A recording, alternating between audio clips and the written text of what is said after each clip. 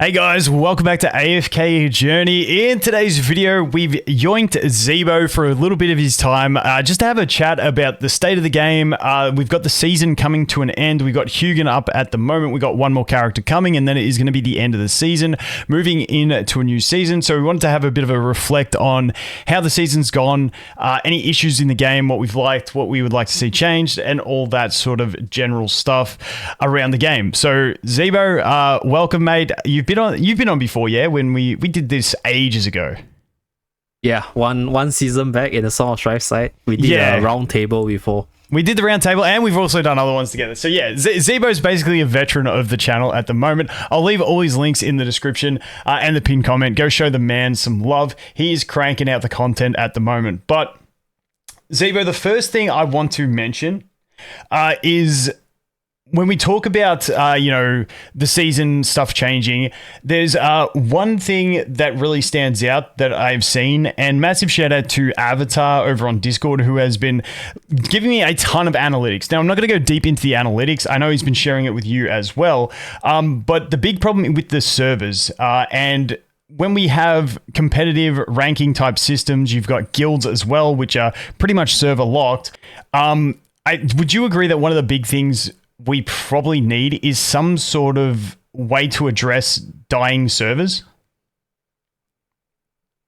I guess that's something that must happen. I guess server merges is something which I'll say it's quite important for this type of game, because people come and go, right? And then if you don't merge the servers, the servers just become empties and the guild starts to die off, and then a lot of guild contents can't be done and stuff. So I guess it's quite important, in my opinion, for the merging kind of stuff. Yeah, it's something that's crazy, because even before the game launched globally, because AFK Arena has a cross-server guild system, and it was something I screamed in all my videos before it. I was like, we need to have cross-server guilds. Just use the AFK Arena system. They never implemented, but now I feel like we're too far gone to recover from that and actually implement it, because now you got all the guild rankings, and that's the big difference that this one has compared to what AFK Arena had. Was ranking is so important in this game, whereas in AFK Arena, it was more just contributing that got you the stuff. So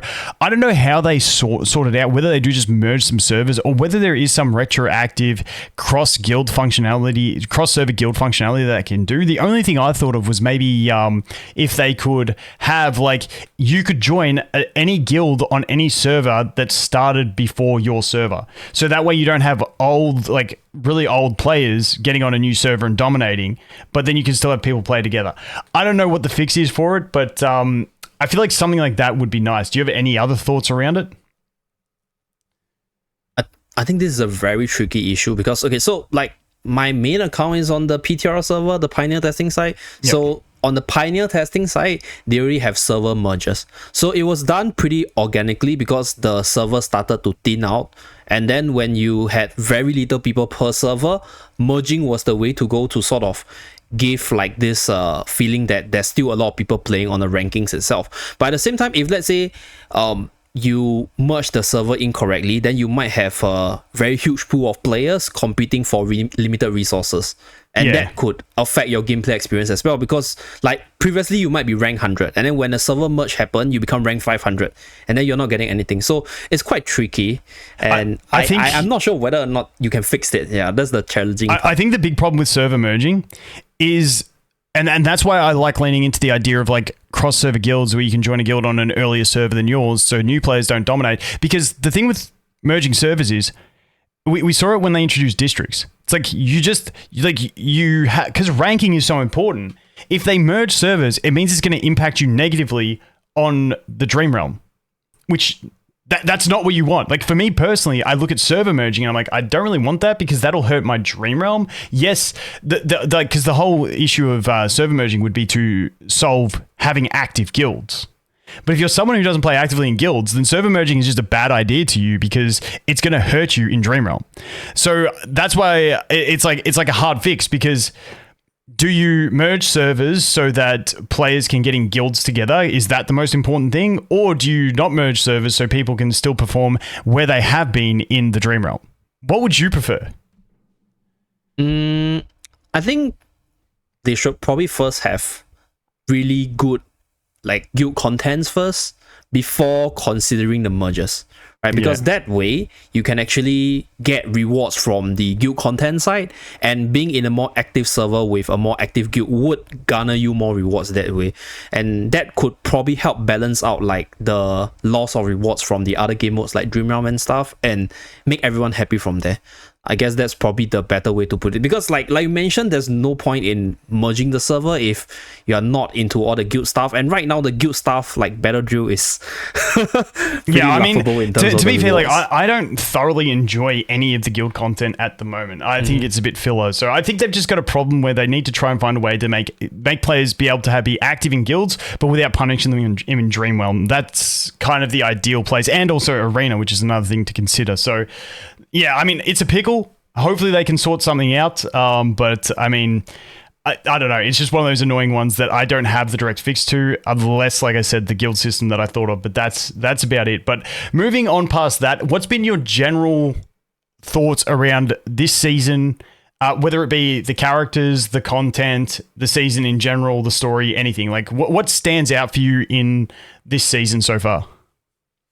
Okay, so I'll start off with the good stuff first. It's like so the very first thing which I think they did a lot better in comparison to the last season, I would say, is the pacing of the contents. So last season, if you remember correctly, the first 2 months we had everything, and then the last 2 months we had nothing. Right, so this season wise, we had a lot of stuff at the start, but we're still continuously getting stuff right now, even though some of them could be fillers, but it's still content nonetheless. So the pacing wise in terms of the content release is a lot better this season. And I think generally the units release, they are okay. Like there are certain units which I think is very filler, like Luca, but I think units like Sonya, even Hugin is pretty interesting in my honest take. So the unit side is probably another thing that I enjoy as well. The power level, not too overpowered, and I think you can find use for the units across different stuff is something that I enjoy as well. Yeah, the one thing I will say, which I think I thought the other way at the start, was that because when the season launched, you played. I kind of think of like other games and the way they do it. Like we got the whole main story at the start, and then you're sort of done after 10 days. Like yes, we get the side stories, like, but I would love to see it where like every 2 weeks they have a patch and they add like one zone to the main story. Or something like that to like keep it building, because the problem with the way it happened with the first 10 days you get the whole story, we basically knew every character that was coming in the patch besides Harak. Like he was the only one we didn't telegraph coming after you played the first 10 days. We knew everyone. Yeah, and because we could see all their, the test skills from doing them in the campaign, it was like it kind of felt like there was no surprise. That's why I got so excited when I saw Harak, because he was a new character and he was cool as hell. And so it was like, this is just exciting. Whereas everything else, it was like, okay, we know we're going to get Sonya. We're probably going to get Tassie. We're going to get Bonnie. We're going to get... like, Hugin was the one I wasn't 100% sure if it would be him. But yeah, we got Hugin, Luca. Like, there was nothing that was like a massive surprise. And I feel like it would be good to have a bit of a surprise. And to do that, I think it would be nice to spread out the story, but maybe but without reducing the initial size. So make the story bigger and make a few extra zones along the way. That would be really nice, because I did really thoroughly enjoy that first 10 days, but then it does get a little bit stale, but they have done a good job pumping out new events and new game modes to sort of play around with as well, to keep it a bit spicy too. Yeah. But you go. Yeah, I think fundamentally 4 months per season is probably the main issue there. Like, what do you think about that? Like 4 months being too long. Like even if you were to put a new zone maybe every single week, you will have to make a lot of contents over 4 months to keep everyone occupied throughout. Yeah, it's an interesting one, because it is a big gamble, the whole season system. The one thing I don't mind about the season is the fact that it kind of feels like you're starting again. And I know some people hate that, but on AFK Arena, I just basically, when I make content for the game, I just start a new account every few months and just play through, because that's what I enjoy and people enjoy it. And that's pretty much the gist of it. And it kind of gives you a little taste of that with the season system, that you push, and then you don't have to stress about campaign too much after you do a little push. But yeah, the 4 month thing, it does feel a bit long. but I don't know what the sweet spot would be. Like, would it be 3 months? You know, like, are we asking too much to do it every 2 months? You know what I mean? I don't know where the sweet spot is, but at least the theme of this season I thought was better than the previous season. Would you agree? Yeah, definitely. The pirate theme was pretty sick. Yeah, the pirate theme is really sick. But the thing is, like, I think they wasted a lot of the pirate theme because the only character that was really pirate was Hoshkin, right? So the rest, okay, maybe Sinbad, right? Sinbad was along the lines, yeah. Yeah, that Hoshkin, that's all. So like in the pirate theme, you get like 2 pirate-like characters. That's actually very true. That's crazy true. Now, anything else you want to talk about, like the general season? I guess this is something which they did talk about in the Talk with Designer side, where there's this play as you like or play for fun change where they shift the rewards into the game modes that you focus on more, because I think this season there's way too much emphasis on all the bossing contents or all the PvE contents, and it's like people are just there to search out for the best stuff because they are going after the rewards and stuff. So like them addressing this means that it is an issue, because like that way it causes people to be very linear in terms of how they play. So if you don't play like, you know, like going the best damage for the bosses or best damage for the PvE side, then you're not getting rewards, and then you slow down, so then you lose a bit of fun there as well. So I do hope that this play for fun mechanics that they are talking about for the next season, or play as you like, can change that by shifting the resource allocation or the rewards allocation. Yeah, to me though, I feel like there's still going to be a meta on what's best, and then everyone just goes to that. But maybe if everyone goes to it, it means the rewards are better in something else, and you jungle around. I don't know. I have to see how they implement it. But the thing is, like right now, okay, so for example, I'm a PvP enjoyer, right? Like the units that are good by PvP standards, they are mostly not good by Dream Realm standards. So I am forced to go into like building up the Dream Realm characters. Yeah, because most of the rewards are in the bossing and the Dream Realm side, and they are the same groups of units. So it's like, I guess that's a better way to put it. Like, I kind of want to like focus on units for other game modes that, while I still get the same amount of rewards, something like this. Yeah, see, and the thing for me personally is I always find the PvP units to be more fun and like characters I want to pull because I think they're cool. Whereas Seth is my favorite unit. Because he jumps around, grows bigger and stuff, but then he sucks everywhere else, you know? That kind of feeling really feels bad when your favorite unit is just shit in every other content. Yeah. Okay, here's an interesting one for you. Okay, what do you think is the best A level and S level of the season? Because people who haven't used their swap will be able to use their swap before the end of the season. Now, I'm tipping Bonnie's going to be an A level, and then so I don't think we'll get any new S levels. So this is the time where I obviously summoned for Hodgkin on my main account because he was cool, but I'm definitely going to be swapping him away. Who do you think is the best A level and S level from the season? Best design wise or best meta wise? Meta wise, I think S level would be probably Sonya. I think probably Sonya, because we can't actually exchange for Hara, right? So I think for now probably Sonya.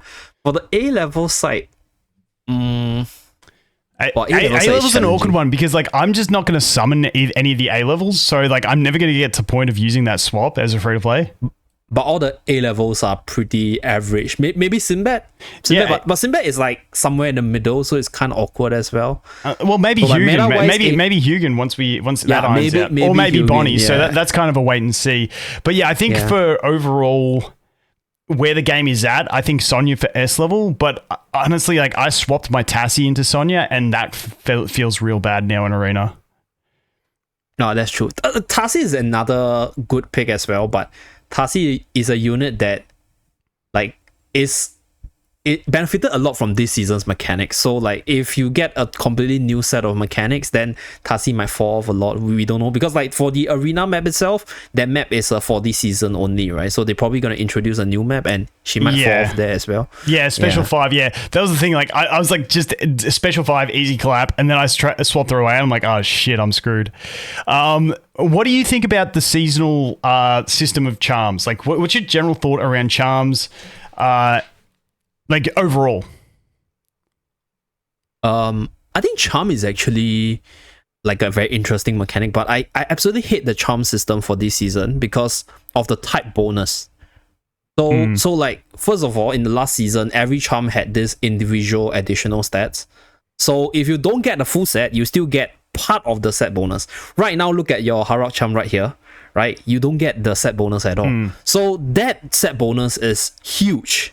And obviously there are like the best set for each unit. And so like I talked about this in my own video before, that like I'm fine with having this RNG in terms of farming the charms, but I don't like the RNG of farming the charms and the sets together, because if I don't get the set, I lose out a lot as well.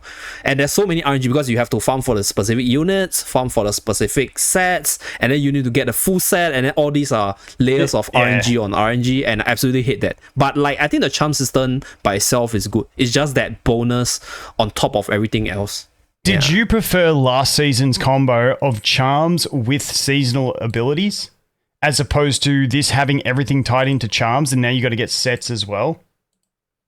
I actually prefer the previous one more. Okay, another thing about the combination last season was that for the seasonal skills, you get it at the start. So you get to enjoy like all these additional skills on the unit from the start to the end. But this time around, because it's tied to the charms, you have to actually farm up the charms, and usually the charms come towards the end of the season. So then you get to enjoy all these bonuses really late, and I think that's why this system sucks compared to the previous one. Yeah. Yeah, I definitely agree. I liked just having the seasonal skill and then the charms being like the stat sticks without sets. I completely preferred that. So hopefully they adjusted, they go back to something like that. Do you enjoy the charm grind? No. I absolutely hated it. Yeah, because I can't get, okay, like they do give enough resources to farm for to craft the charms and stuff, but like I mentioned, I'm actually more of a PvP enjoyer. And then like obviously the first thing that you craft will be your Dream Realm stuff, because everything is tied to the ranking, and I haven't even crafted the charms on some of my favorite PvP characters right now. Yeah. See, like my charms are nowhere on the test server. My main account's got them pretty well sorted. But yeah, it's just one of those things, like getting the complete sets is just like an absolute pain. So I don't know. And with PvP, do you like the standard arena more? Which PvP mode do you like more? Actually, I like Supreme Arena more, because there's more things to consider. Because for normal arena, it's only one team, right? Usually you have like the best, best team there, and then you just win with like the best team. But in Supreme Arena, because you have 3 teams, so like depending on how strong your account, like building the best team with what you have on the defense and the offense is the more interesting thing to me. Yeah. I find as free to play, it's all shit until you hit the soft level cap.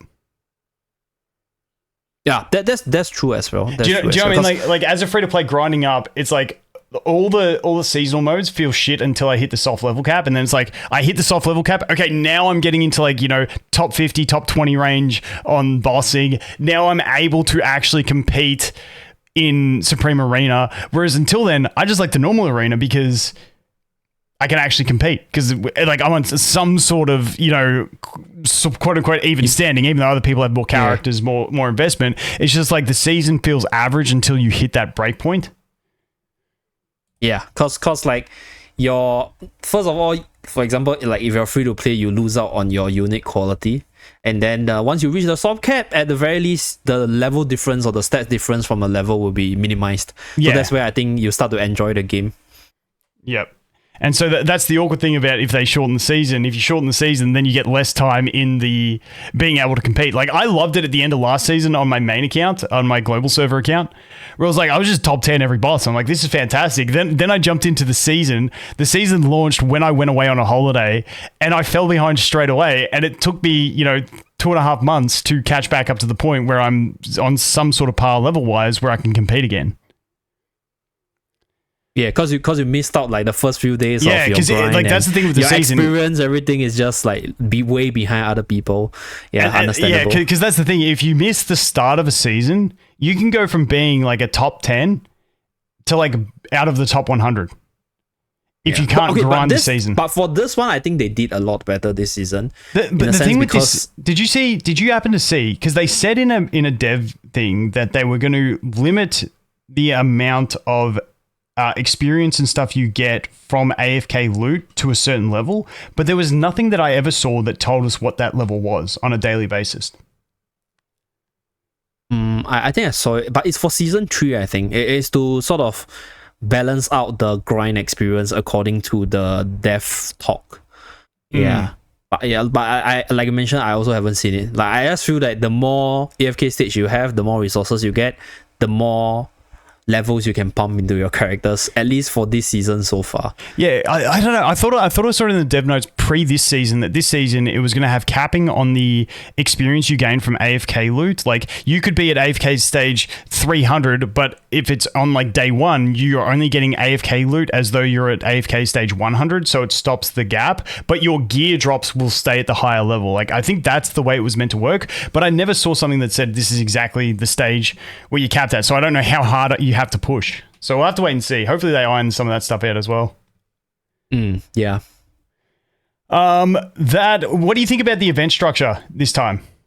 I feel like the events were a lot better once we started getting like the dice board event. Then we had that little mini event with the pew pew thing on the boss and stuff like that. I thought the events were more enjoyable this season around. Would you agree? Yeah, I definitely agree. I think we have more varieties, and I think what they're trying to do is probably to test the water and see what's like the favorite mode that like the players enjoy, then put it on maybe making it like like Crystal Clash. Crystal Clash keeps on coming back, and that's probably because that's something that people like, right? So I guess do you think it's something that people like? Let us know in the comments. I'm curious because I remember when Crystal Clash first came, that was like the straw that broke the camel's back for a lot of people, and they're just like, nah, this game, like, they want me to grind this event that much to get those rewards, and people were like just out when it came. Because Crystal Clash... I think it's polarizing. Because for myself, I actually have like friends that I go on Crystal Clash together on a day-to-day basis. So like, I find that part enjoyable. But then like the grind part, I also agree it takes quite a bit of time to actually run through the event on the day-to-day basis. Yeah, because if I'm busy, I'm like, I'm just setting a defense and I'm not doing any offense. You know, you just see how you go. So it is one of those ones. It's kind of a polarizing one. It depends how much time and spare time you have, I think, is the big one. I mean, it's at the end of the day, it is an idle game. So I think, what do you think? How are you feeling about Temporal Essence income? I think it has been a problem, and it will always be a problem because people are always wanting to max out their units to EX15 and stuff, you know. And the thing is, like, because for Temporal Essence, it is one of those income that people chase after for all the PV contents, like I mentioned earlier. So I don't know how they can solve it because it's really, really important, and like there's a huge difference from like the level 10 exclusive weapon to the level 15 one. And I always think that it will never be enough because like people always want to, I want to get my unit up to EX15 on the day 1 of release, even though they could be free to play and stuff. So like, I mean, they gotta make money somehow, right? So I think Temporal Essence is like this resource that I feel like they make plenty of money out of characters as is. I mean, I feel like that's the draw. But the thing is, Temporal Essence is actually quite expensive in a shop. Yeah, so like that's probably another source of like the income side for them. Yeah, I don't know. I feel like I'd love to see if it's like, instead of having rankings, like maybe, I don't know. I feel like they did address it once where they start giving fragments if you're, you know, lower ranked, so you actually get some sort of temporal income. No, it's still in place. It's still in place. No, but I feel like they need to squish the gap. Like, give more to the lower ranks, maybe, to...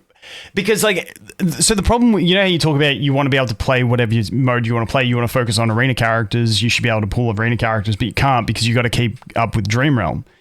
If they severely squished the reward difference in Dream Realm from the top 10 to the top 1,000, then you could just naturally play whatever you want. Yes, you still have a bit of an incentive, but the gap is just too big at the moment. So maybe if they squished the gap, it would make it better. I don't know. Let us know in the comments if you guys have any ideas. Because if we go over here and we take a look, rewards, we got 4 for top 10 down to 3. So you're already losing out on 25% from going from top 10 to top 20.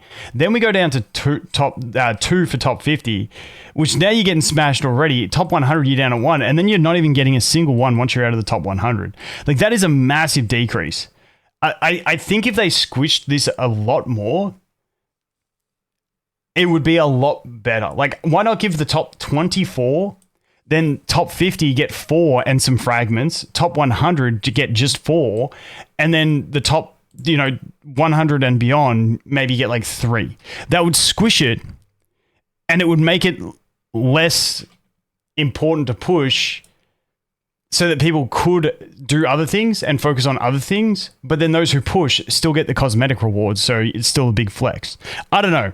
Is that cope, or is that a decent idea? Oh, that's a really tough question to answer, cause like I mean, because then spenders might get pissed because they can't flex as hard. Yeah. And like the thing is like right now from a spender's perspective, I think there's a lot of game modes that you can actually do. Like right now, let's say if we were to talk about it from a spender's perspective, the only way for them to actually build a gap by spending money is usually through the units, obviously, right? The tiers and stuff, and obviously the EX weapon. And a lot of the non-PvP game modes, for example, like your Dream Realm, Ravage Realm, you can actually compete with somebody that's Paragon 4 if you have the same EX weapon levels. So if you were to lower that gap, then like the spenders will be shafted in a sense. Like now this is where I think they need to address where the gap lies, though. Yeah, the so gap, spenders have access to more, like, and I'm not saying like this is like how it should be, but this is just a thought. The problem with Temporal Essence is you don't get to feel like you're playing the complete character until you get to plus 10 or plus 15 when it's the cell hyper. So you know what I mean? Unlocking the proper ability.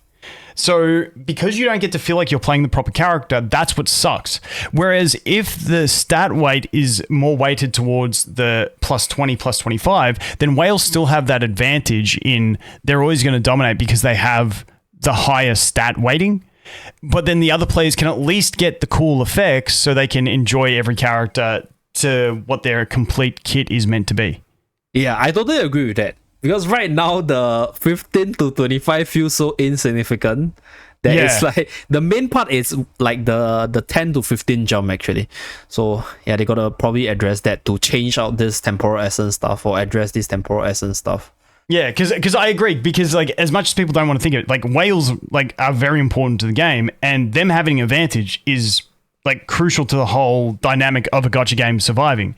But I also think having free-to-play players have access to a full character's kit is also very important. So if they shift the weighting in stat weights towards plus 20, plus 25, that still gives whales the advantage, but lets the non-whales still achieve the full character's kit, if that makes sense. But obviously, when I say that, I'm like, then give us better Temporal Essence income as well. Like that's the caveat to it. So like you get the full abilities, but like then from maybe 15 to 25, that's where like you get more stats. Yeah, that's where like the whales have that stats advantage overall. Yeah, I think that would be an interesting one. But is there anything else that you want to talk about the season? Anything specifically that you're hoping for in the new season?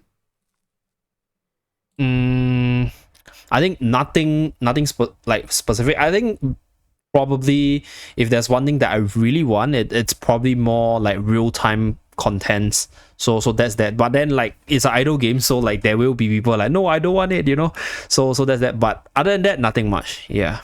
I'm just happy to see what they cook. They did do a good adjustment from previous season to this season, except for the charm thing that kind of sucked. But besides that, I feel like this season was a big improvement.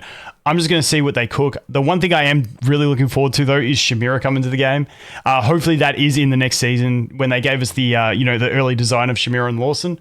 So I'm hoping that is in the coming season. We'll have to wait and see. But any guesses on a theme for the next season? Snow Mountain.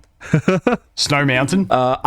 Something related to a mountain in snow, because like Shamira's an ice mage or something, right? And then we have Lawson as well. And then I guess next season should be Graveborn Wilders, right?